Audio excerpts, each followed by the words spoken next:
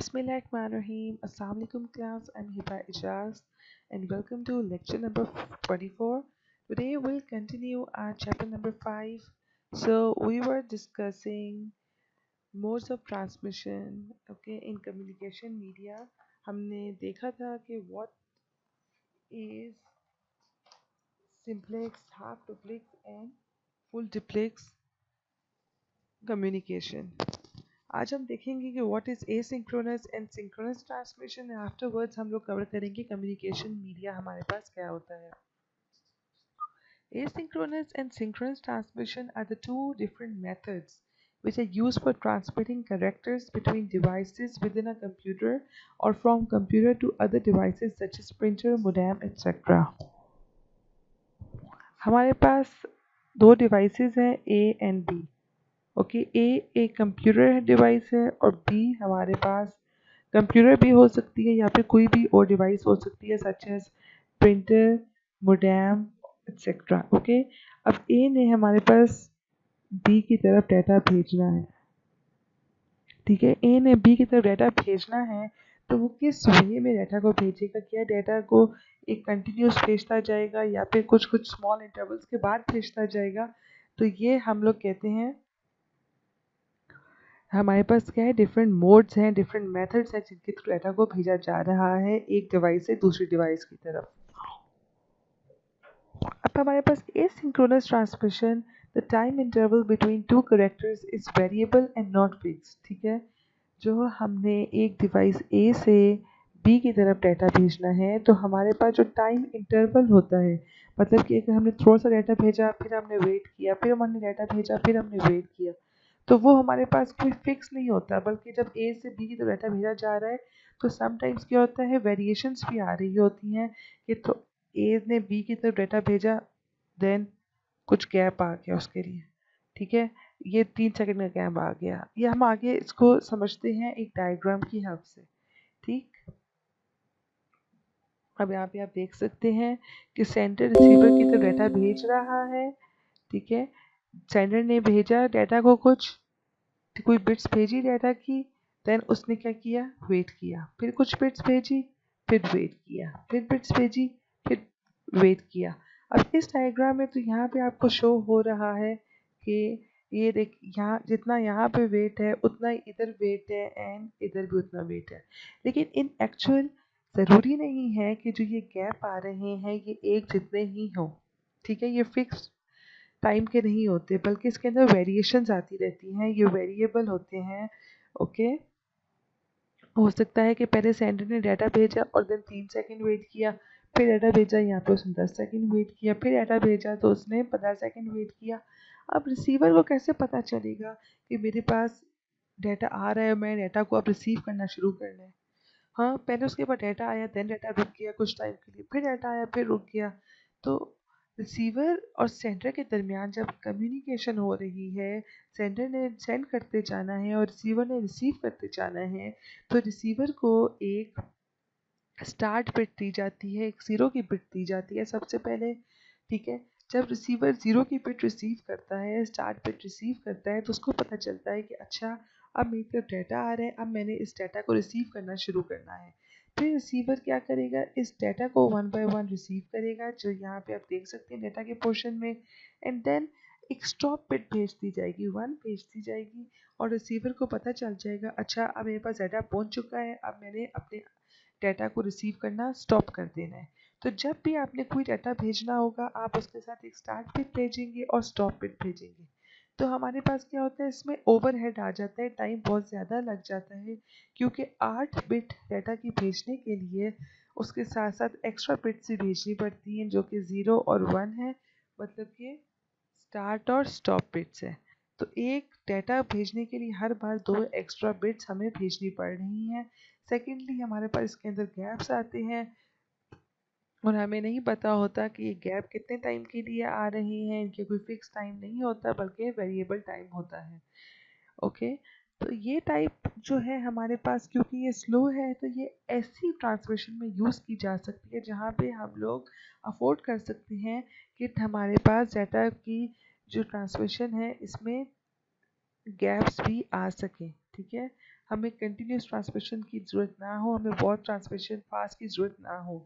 जैसे कि हम कीबोर्ड से टाइप कर रहे होते हैं तो उसके अंदर हमारे पास बेसिकली एसिंक्रोनस ट्रांसमिशन हो रही होती है। तो सेकेंड टाइप हमारे पास है वो है सिंक्रोनस ट्रांसमिशन। इसके अंदर क्या होता है हम इस डायग्राम की हेल्प से समझते हैं।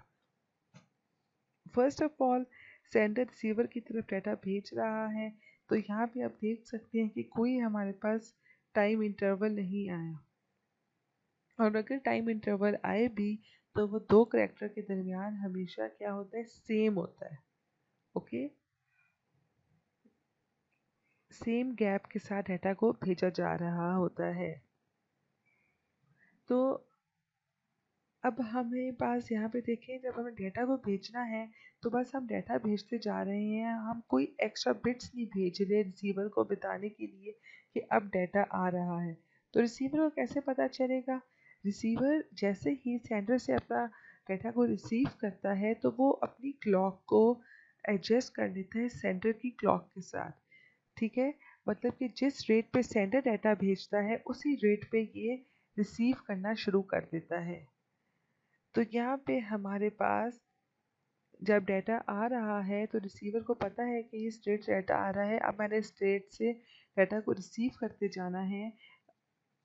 तो वो 8 देखिए हमारे पास 8 बिट्स आती हैं, तो ये इसको एक बाइट बना के अपने पास सेव करता है। फिर बिट्स आती हैं, वो उसको 8 बिट्स रिसीव करता है, उसको एक बाइट बना लेता है। ठीक है, 8 बिट्स क्या होती है, 1 बाइट।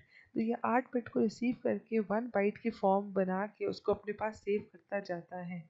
अगर कहीं पे ट्रांसमिशन रुक जाए तो हमारे पास एक आइडल बिट आ जाती है, वैसे ही कोई बिट सेंड कर देता है ताकि रिसीवर अपने आप को रिसीव करना बंद ना करे और ट्रांसमिशन हमारे पास कंटिन्यू रहे, कहीं पे भी हमारे पास गैप ना आए। अब देखिए, जो सिंक्रोनस ट्रांसमिशन थी इसमें क्या था, हमारे पास टाइम इंटरवल आ रहे थे तो डाटा की ट्रांसफर होने की स्पीड क्या थी, एसिंक्रोनस में वही स्पीड थी जो कि हमारे सिस्टम की स्पीड होगी। अगर आपका सिस्टम बहुत फास्ट है तो ट्रांसमिशन फास्ट होगी, अगर सिस्टम स्लो है तो ट्रांसमिशन स्लो होगी। आगे रिसीवर है, रिसीवर एक डिफरेंट सिस्टम है, वो भी अपने डाटा रेट के अकॉर्डिंगली डाटा को रिसीव कर रहा है। लेकिन सिंक्रोनस ट्रांसमिशन में जो डाटा है वो सेंडर और रिसीवर दोनों सेम रेट पे रिसीव कर रहे हैं, क्योंकि इन्होंने अपनी क्लॉक को एक दूसरे के लिहाज से एडजस्ट कर लिया है, अपने डाटा रेट को एक दूसरे के हिसाब से एडजस्ट कर लिया है। ठीक है, और कहीं पे भी ट्रांसमिशन स्टॉप नहीं होती। अब ये उन टाइप के सिनेरियोज में यूज़ होती है जब हमें कंटिन्यूस ट्रांसमिशन चाहिए हो। देखिए जैसा कि टेलीफोन कॉल्स हैं हमारे अंदर, या लाइव स्ट्रीमिंग होती है तो हमें कंटिन्यूस ट्रांसमिशन चाहिए होती है, तो वहाँ पे हमारे पास सिंक्रोनस ट्रांसमिशन का इस्तेमाल होता है। नेक्स्ट जो हमने टॉपिक देखना है that is communication media. Communication media basically क्या होता है कि कौन सा लिंक यूज करके डाटा एक पॉइंट से दूसरे पॉइंट तक ट्रांसफर किया गया है। जैसे कि अगर आपने पिंडी से लाहौर जाना हो तो आप लोग बस का इस्तेमाल करेंगे, कार का इस्तेमाल करेंगे, किस लिंक का इस्तेमाल करेंगे, किस मीडिया का इस्तेमाल करेंगे। ओके, तो अगर डाटा ने जगह दूसरी जगह ट्रांसफ़र होना है तो वो कौन से मीडिया का इस्तेमाल करेगा, कौन सी ऐसी लिंकेज होगी जिसका वो इस्तेमाल करेगा।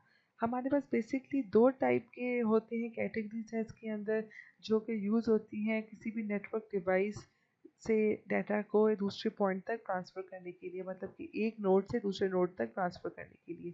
First one is guided communication media and second one is unguided communication media.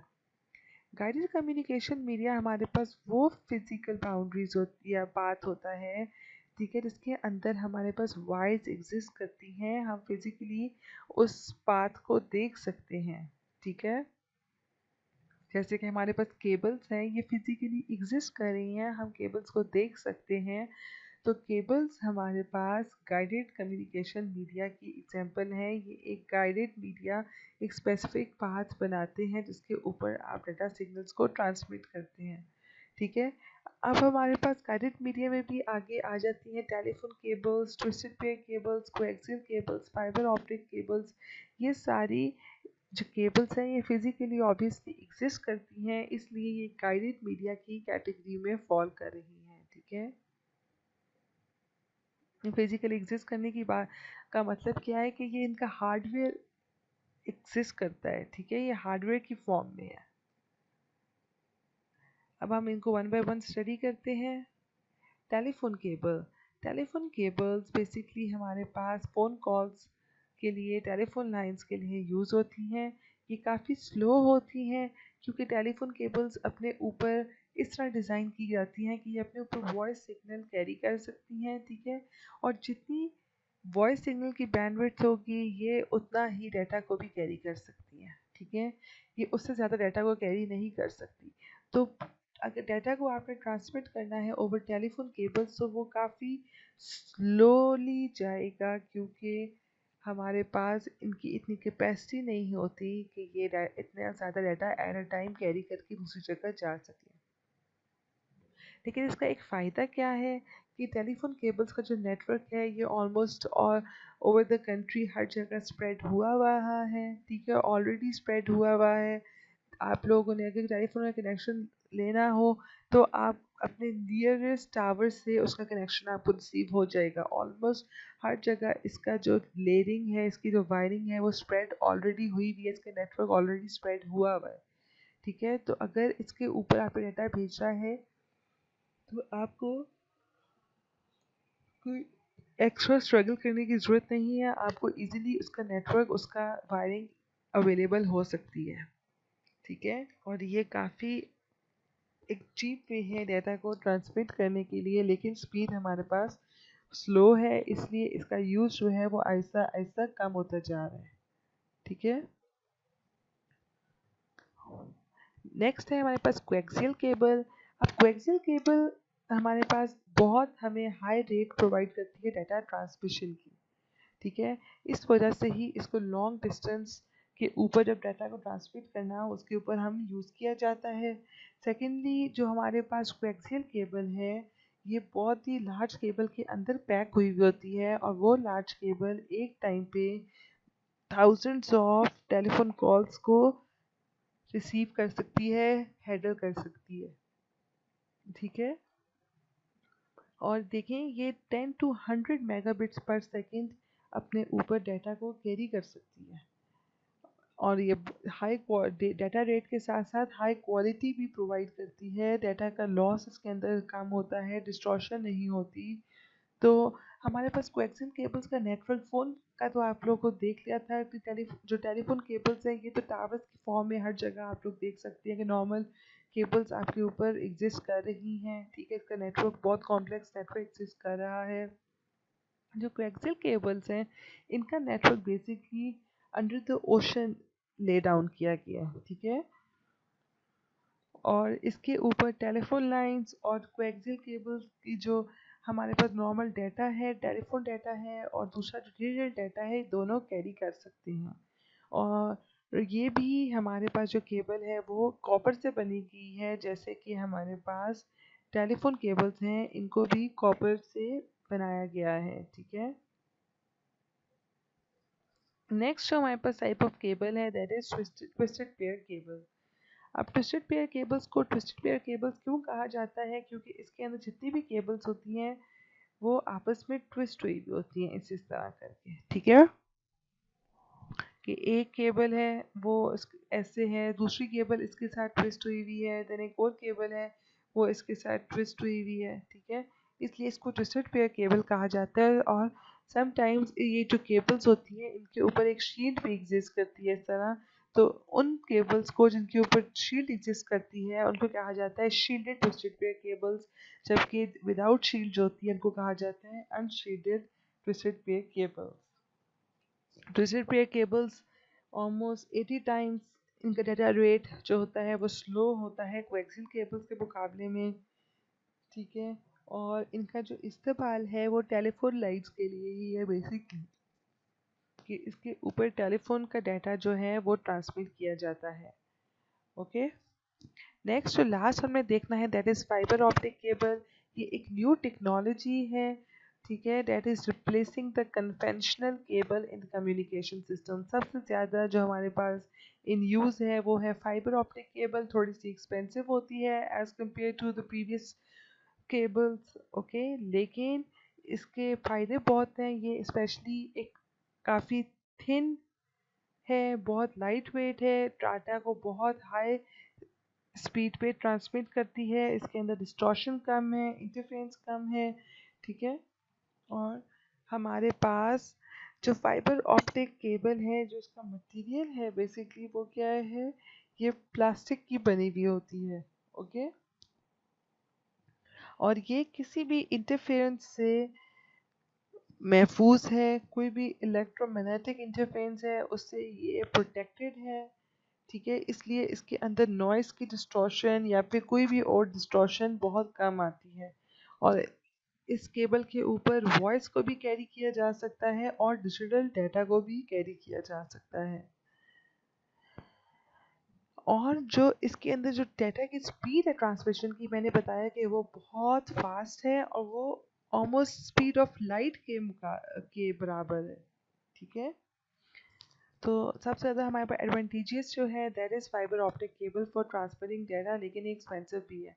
तो थैंक यू सो मच। कल हम अनगाइडेड मीडिया को स्टडी करेंगे और आई होप आप लोगों को समझ आ रही होगी। अगर क्वेश्चन हो तो आप मुझसे पूछ सकते हैं एंड अपना टेस्ट की भी प्रिपरेशन करना जो कि आपको लोगों का कमिंग वेंसडे को है। Thank you so much. अल्लाह हाफिज़।